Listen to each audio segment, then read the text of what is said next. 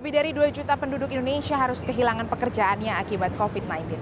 Angka ini belum termasuk dari usaha mikro, kecil, dan menengah, dan di mana tatanan hidup baru dianggap sebagai momentum untuk bangkitnya dunia usaha.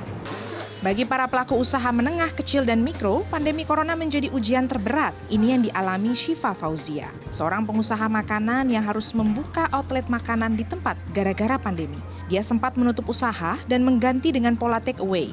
Strategi ini dilakukan agar omset usaha bisa kembali. Sekarang, pola ini harus dibalik lagi, tentu dengan protokol kesehatan yang ketat.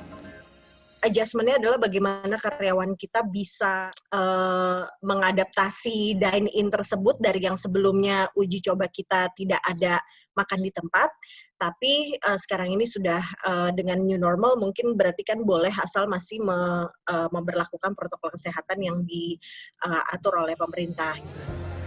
Tak hanya pelaku UMKM, para pengusaha seperti Sandiaga Uno mengaku bisa menerima perubahan pola konsumen. Konsep digitalisasi menjadi strategi utama menghadapi tatanan baru. Padahal, perusahaan harus memenuhi kewajiban jangka pendek seperti pembayaran utang perusahaan.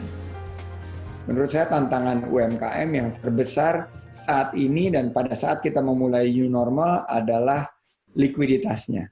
Karena cash is king. Kesehatan, keselamatan, maupun juga keamanan dari kehidupan kita sehari-hari. Berarti dari segi permintaan akan mengalami moderasi antara 20-30%. Setiap bisnis harus mengakselerasi program digitalisasi usaha mereka. Dengan ini, mereka akhirnya masuk ke dalam tatanan new normal.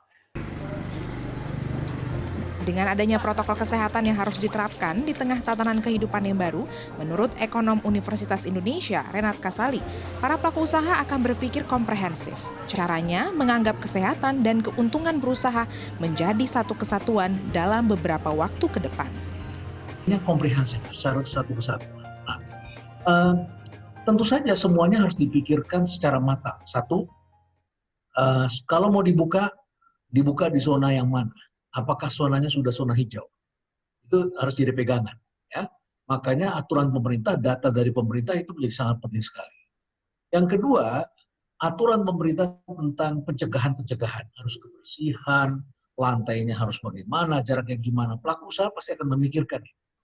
Yang ketiga, semua pelaku usaha tahu, semuanya tidak akan sama kembali seperti yang lalu. Memasuki tatanan baru, banyak perubahan yang dilakukan, khususnya pada sektor ekonomi yang merosot tajam sejak pandemi corona ke tanah air. Tim Liputan CNN Indonesia.